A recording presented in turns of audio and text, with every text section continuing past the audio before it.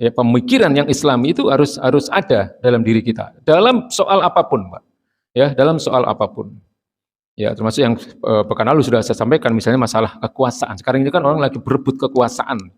Ya, kita harus melihatnya dari sudut pandang Islam, karena eh, kekuasaan itu kalau dalam pemikiran orang-orang sekuler, ya, orang-orang yang memisahkan agama, itu ya, dari kehidupan, kekuasaan itu ukuran kesuksesan, Pak.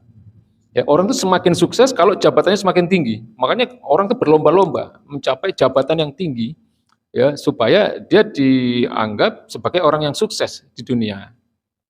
Ya, dan ini kalau kekuasaan itu tidak dianggap sebagai amanah, ya itu hanya akan mendatangkan penyesalan nanti, Pak, di akhirat. Ya, Nabi mengatakan itu akan hanya mendatangkan kebinasaan.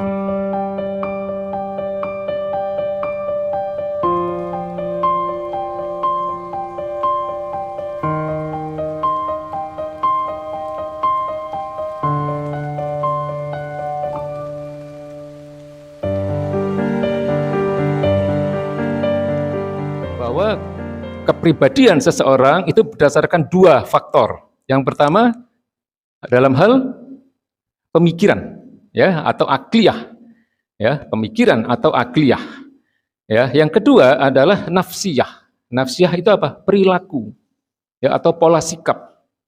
Ya, dalam hal ini bagaimana seseorang itu memenuhi kebutuhan-kebutuhannya, ya, baik itu kebutuhan jasmani, ya, ataupun kebutuhan yang sifatnya naluriah. Nah, dua hal ini yang menjadi faktor penting, ya, untuk membentuk kepribadian seseorang. Ya, pertama adalah pemikiran. Nah, pemikiran ini itu bergantung kepada ideologi yang diyakini oleh seseorang. Ya, nah, seseorang yang mempunyai ideologi sekuler atau kapitalis, ya, sekulerisme, itu dia akan menjalankan atau berpikir dari sudut pandang sekulerisme. Ya, termasuk juga dengan orang-orang komunis. Kalau akidahnya komunis, ya, dia akan memandang berbagai persoalan dari sudut pandang komunisme. Ya, meskipun mungkin KTP-nya Islam, ya, KTP-nya Islam, mungkin juga menggunakan baju Muslim dan seterusnya. Tapi dalam hal pemikiran yang tidak bisa kita lihat, ya, kecuali dari bagaimana dia berpendapat, bagaimana dia berbicara, atau bagaimana dia memandang suatu fakta. Nah, itu baru bisa dilihat nanti pemikiran seseorang itu seperti apa. Ya, demikian juga dengan nafsiyah atau perilaku seseorang. Kalau seseorang itu tidak peduli dengan halal haram, ya, dalam memenuhi kebutuhan-kebutuhannya, pasti dia bukan orang yang mempunyai nafsiyah Islamiyah, ya, atau perilaku yang Islami. Karena ajaran Islam jelas, ya, menetapkan ada yang halal dan ada yang haram. Maka dalam pemenuhan kebutuhan-kebutuhan tadi, baik kebutuhan jasmaniyah, ya, maupun kebutuhan naluriah, semuanya harus diatur berdasarkan syariat Islam. Ya, kebutuhan jasmani itu sandang, pangan, papan lah, yaitu yang paling pokok. Ya, bagaimana dia memenuhi kebutuhan dasar ini? Bagaimana dia bekerja? Apakah di tempat yang halal atau tidak? Bagaimana dia makan dan minum? Apakah dia peduli ini makanan halal atau haram, dan seterusnya. Ya, lalu demikian juga dengan kebutuhan naluriah. Ya, misalnya dalam mencari pasangan. Nah, apakah dia terikat hanya dengan pasangan yang sah atau dia masih main-main dengan pasangan yang tidak sah misalnya? Ya. Nah, ini tergantung bagaimana pemikiran dan perilaku seseorang. Ya, akliyah dan nafsiyah. Dan inilah yang membentuk kepribadian seseorang. Jadi di luar itu, Pak, ya, kalau sekarang ini ada yang namanya sekolah-sekolah kepribadian. Wah, ini bayarnya mahal itu, Pak. Ya, cuman sekolah kepribadian itu biasanya yang dipelajari adalah pemikiran dari orang-orang Barat. Nah, kita nggak perlu sekolah kepribadian yang seperti itu. Ya, asal kita mau mempelajari Islam, ya, maka insya Allah kita akan memiliki kepribadian yang baik. Nah, kepribadian yang baik ini bukan hanya kita akan mendapatkan keuntungan di dunia, ya, tapi juga akan mendapatkan keselamatan di akhirat. Kalau kita benar-benar memiliki kepribadian Islam. Ya, artinya kita mempunyai pemikiran yang Islami dan perilaku yang Islami. Ya, nah, jadi pemikiran yang Islami itu hanya akan bisa dimiliki oleh seseorang kalau seseorang itu memiliki akidah yang kuat. Nah, akidah yang kuat itu hanya bisa dimiliki oleh seseorang kalau orang itu mau belajar. Nggak ada orang yang mempunyai akidah Islam yang kuat kalau dia tidak belajar tentang Islam. Ya. Nah, jadi belajar Islam itu maksudnya bukan hanya belajar tentang ibadah ya, bukan tentang fikih saja, ya, bukan tentang sholat, zakat dan seterusnya, tapi juga terutama dalam persoalan akidah, ya. Baik. Ya. Bagaimana memperkuat syakhsiyah Islamiyah, bagaimana memperkuat kepribadian Islam, ya, bagaimana memperkuat akliyah Islamiyah, pemikiran yang Islami, dan memperkuat nafsiyah Islamiyah, ya, memperkuat ketaatan dalam perilaku kita kepada Allah Subhanahu wa taala. Ya, jadi sudah saya jelaskan ya tadi bahwa akliyah atau pemikiran itu adalah bagaimana cara pandang seseorang terhadap suatu fakta atau terhadap suatu keadaan. Ya, nah kita tidak akan mungkin mempunyai sudut pandang Islam kalau kita tidak mempelajari Islam, betul ya? Nah, padahal kita diwajibkan, Pak, untuk selalu memandang setiap hal, setiap persoalan itu dari sudut pandang Islam. Ya, artinya apa? Islam itu mengenal halal haram. Kalau kita nggak melihat dari sudut pandang Islam, ya kita tidak akan peduli dengan yang namanya halal dan haram. Sementara untuk tahu halal haram itu hanya dengan belajar. Seperti malam ini ya, hari ini nih betapa banyak orang-orang, kalau kita lihat ya, saya itu di sosial media, saya ramai sekali orang mengucapkan selamat. Ya, selamat Natal ya di antara teman-teman saya sekolah dulu, ya teman-teman kerja yang lama. Ya ini orang-orang pasti tidak belajar Islam dia.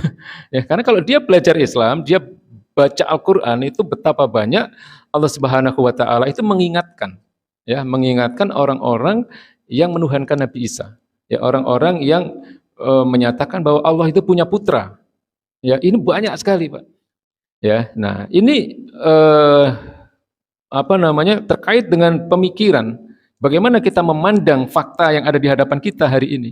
Ya, toleransi bukan seperti itu, karena toleransi itu tidak boleh kemudian kita larut dalam kegiatan mereka sampai kemudian menganggap agama mereka sama dengan kita. Nah, ini udah kebablasan, ya. Tidak boleh, ya. Apa namanya? Toleransi itu tidak boleh sampai mengurangi keyakinan akan kebenaran agama kita. Ya. Nah, ini akliyah Islamiyah. Ya, pemikiran yang Islami itu harus ada dalam diri kita dalam soal apapun, Pak. Ya, dalam soal apapun.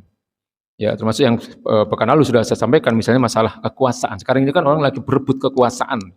Ya, kita harus melihatnya dari sudut pandang Islam, karena kekuasaan itu kalau dalam pemikiran orang-orang sekuler, ya, orang-orang yang memisahkan agama, itu ya, dari kehidupan, kekuasaan itu ukuran kesuksesan, Pak.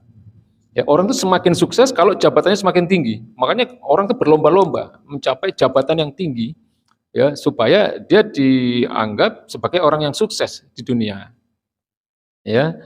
Dan ini kalau kekuasaan itu tidak dianggap sebagai amanah, ya itu hanya akan mendatangkan penyesalan nanti, Pak, di akhirat.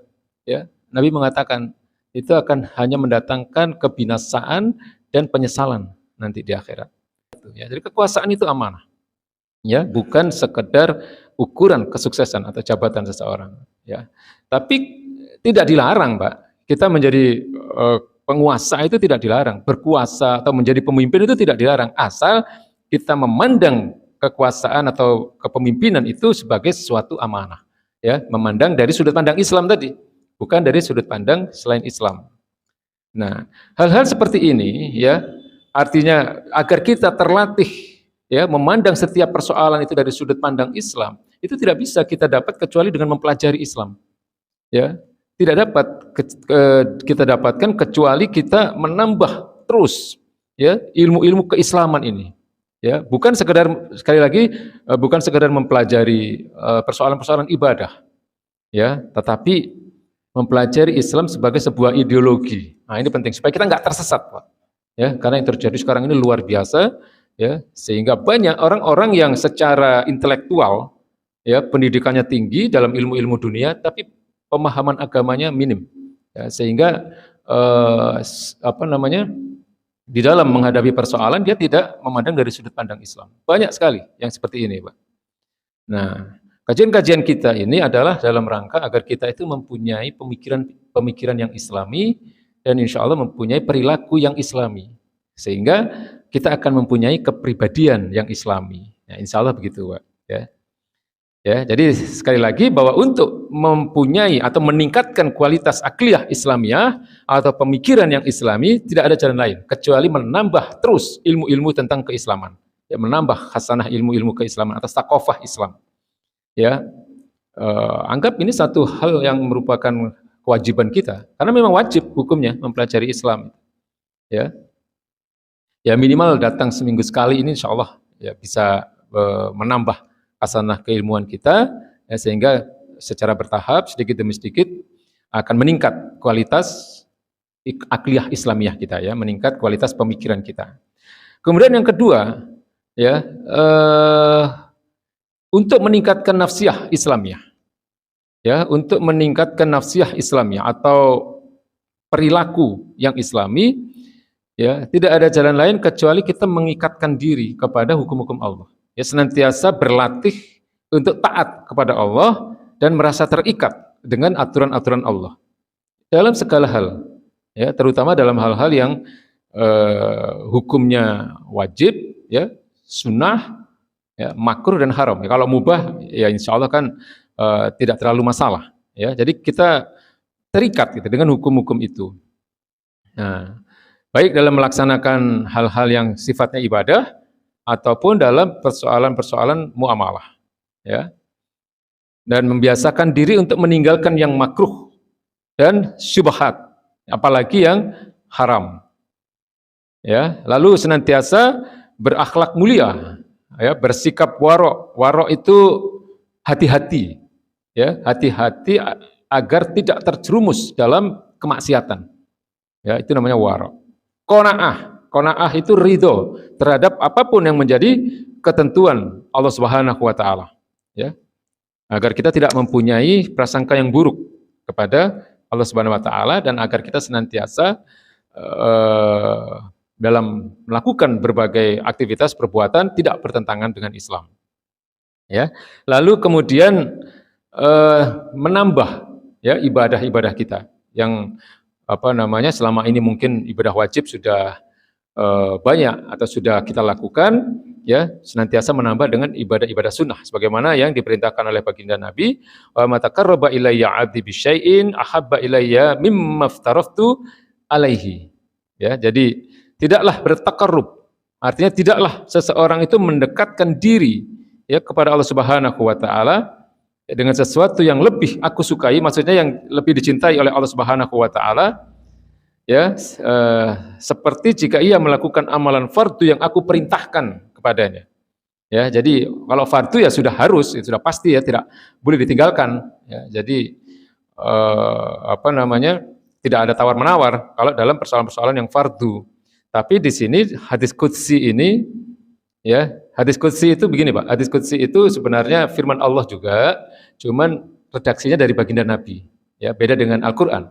Kalau Al-Quran kan redaksinya itu persis dengan apa yang disampaikan oleh Allah Subhanahu wa taala. Kalau hadis qudsi itu firman Allah juga, ya, tetapi redaksinya dari baginda Nabi.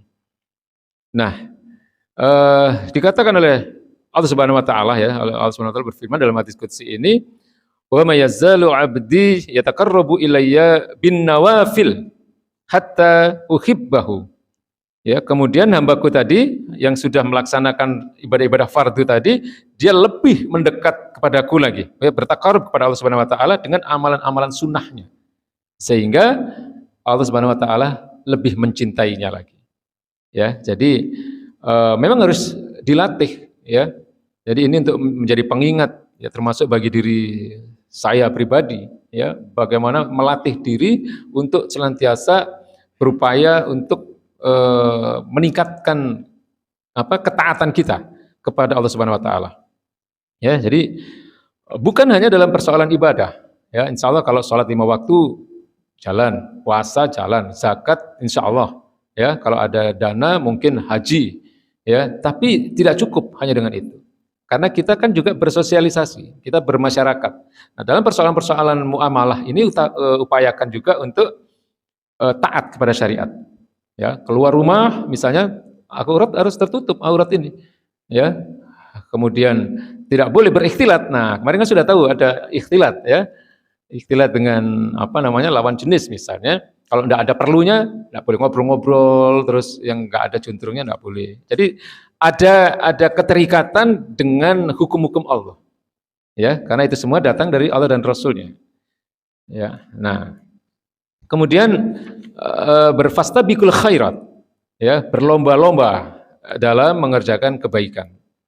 Ya, karena dalam satu hadis kembali baginda Nabi Muhammad SAW mengatakan ala kulli muslim sedekah. Ya, hendaknya setiap muslim itu bersedekah.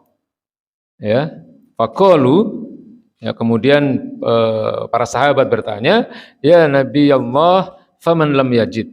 Ya Rasulullah SAW, bagaimana jika kami tidak punya, ya, tidak mendapatkan sesuatu untuk bersedekah? Kemudian baginda Nabi mengatakan, ya qala ya'malu biyadihi fayanfa'u nafsahu fayatasaddaqu. Ya, maka hendaknya dia bekerja, ya, maksudnya dia melakukan sesuatu sehingga dia mendapatkan sesuatu untuk bisa disedekahkan. Ya, kemudian qalu, para sahabat bertanya lagi, fa illam yajid, lalu bagaimana jika kami tidak dapat juga, tidak bisa melakukan hal itu? Qala, kemudian baginda Nabi mengatakan, yu'inu zal hajatil malhuf. Ya, hendaklah engkau menolong seseorang yang membutuhkan pertolongan. Qalu, kemudian para sahabat bertanya lagi, fa illam yajid, ya, lalu bagaimana jika kami tidak bisa mendapatkan itu lagi, atau seseorang itu tidak bisa mendapatkan tadi? Qala, kemudian baginda Nabi sallallahu alaihi wasallam bersabda kembali, falyamal bil ma'ruf falyumsik an syarri fa innaha lahu shadaqah.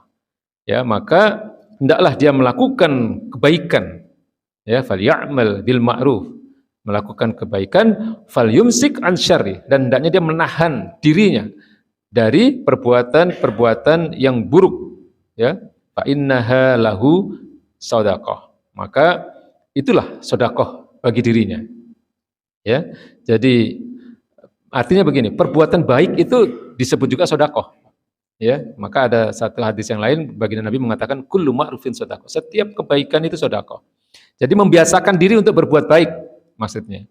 Ya, membiasakan diri untuk berbuat baik dan membiasakan diri untuk menahan diri, ya, dari perbuatan yang buruk. Nah, jadi ini memang harus melalui proses, ya. Proses pembiasaan agar kita menjadi orang yang benar-benar mempunyai nafsiyah Islamiyah, ya, perilaku yang Islami, ya, bagaimana memenuhi kebutuhan-kebutuhan kita, ya, baik kebutuhan jasmaniah maupun kebutuhan yang sifatnya naluriah, ya, ini semuanya harus dalam koridor syariat Islam, ya, ada jalan yang halal, ada jalan yang haram, ya. Jadi pilih yang halal-halal saja, tinggalkan yang haram. Nah, harusnya begitu. Nah, kalau kita tidak punya perasaan atau pemikiran yang seperti itu, tidak disebut seseorang itu mempunyai kepribadian yang Islami. Ya, karena pemikirannya nggak Islami, ya, perilakunya juga nggak Islami. Ya, nah, jadi itulah bagaimana saksiyah Islamiyah, ya, kepribadian Islam itu akan terbentuk dalam diri seseorang.